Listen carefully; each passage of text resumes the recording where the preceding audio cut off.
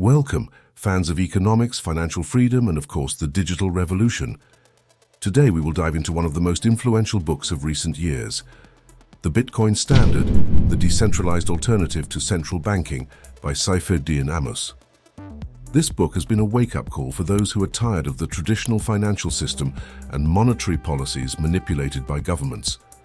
Ammous offers us a fierce critique of the centralized banking model and presents a radical alternative, Bitcoin. In this fascinating journey, we will break down the key points of each chapter to understand why Ammous firmly believes that the future of money will be decentralized. So get ready for a journey through economic history, the failures of the current system, and the possible solutions with cryptocurrencies. Chapter 1. Money and its History. Ammous opens the book with a historical journey to understand how money emerged and how humanity has come to trust certain assets as a means of exchange.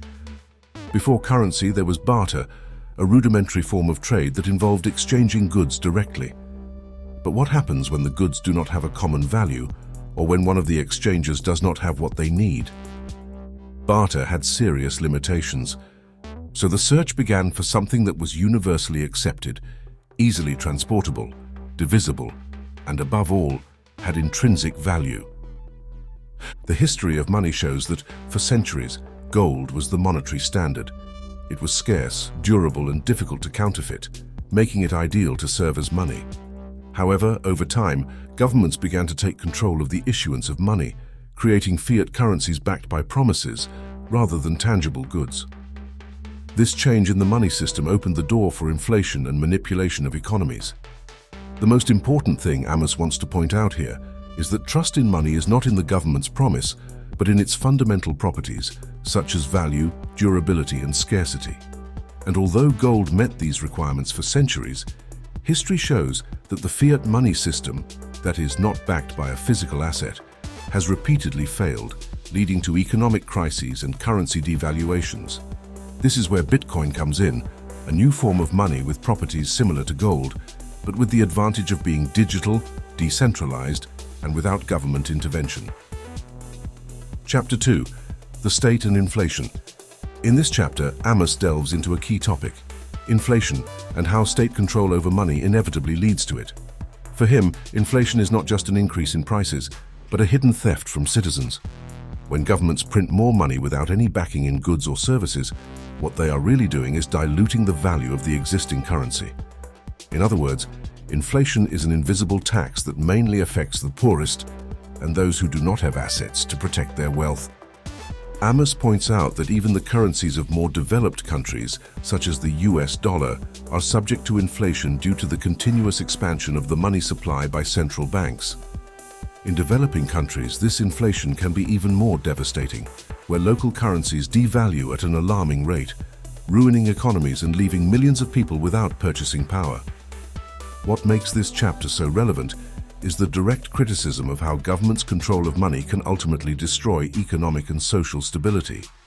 Ammous highlights that while the centralized banking system allows governments to finance their debts, it also creates a cycle of infinite debt and monetary distrust, which can lead to widespread economic crises and value losses. Chapter 3. Digital Money and the Bitcoin Revolution. In this chapter, things get exciting. Ammous approaches the creation of digital currencies as a natural evolution of cash. Digital money, like electronic payments, has enabled the digitization of transactions, but still relies on centralized financial institutions. This is where Bitcoin comes into the story. Unlike traditional currencies, Bitcoin is a decentralized currency based on a network of distributed computers that secure transactions through mathematics and cryptography, not on the promise of a government. Bitcoin is not just a medium of exchange, it is a new form of money that cannot be controlled or manipulated by a central bank or government authority. Bitcoin is resistant to censorship and manipulation. There is no central bank that decides its monetary policy, or that can print more currencies to finance its own projects. It is an autonomous system that works without the need for trust in a centralized institution. This decentralization is one of Bitcoin's most powerful points, as it means it can operate globally without being dependent on governments or corrupt financial institutions. Chapter 4. The Role of Gold and Bitcoin as Hard Money. Ammous directly compares gold to Bitcoin, suggesting that they both share fundamental characteristics that make them ideal as money.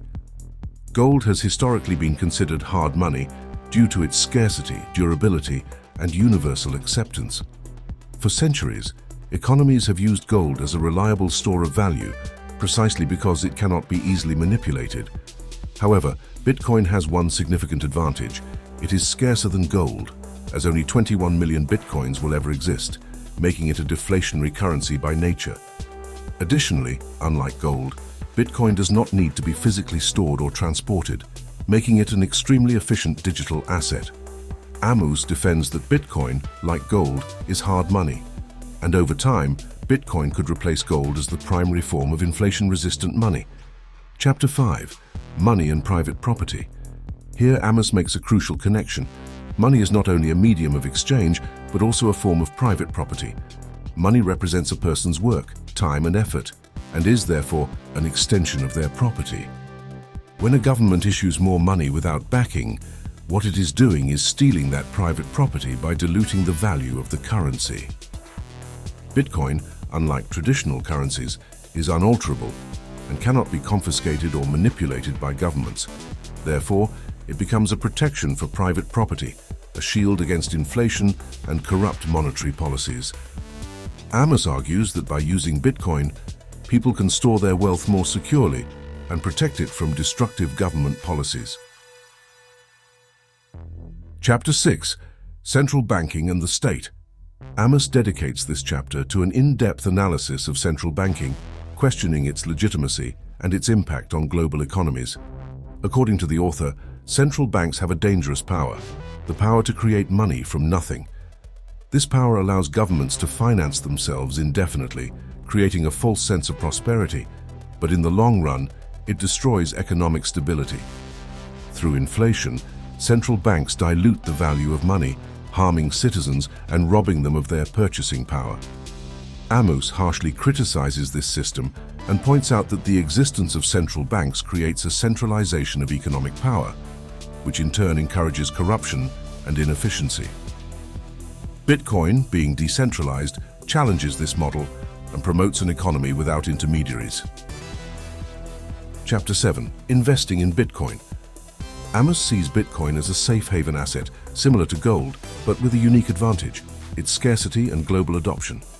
Although Bitcoin has been volatile, Ammous maintains that its long-term value is supported by its limited supply and growing acceptance around the world. This chapter also discusses how Bitcoin could be a more profitable investment option as people begin to look for alternatives to traditional assets in times of economic uncertainty. Chapter 8.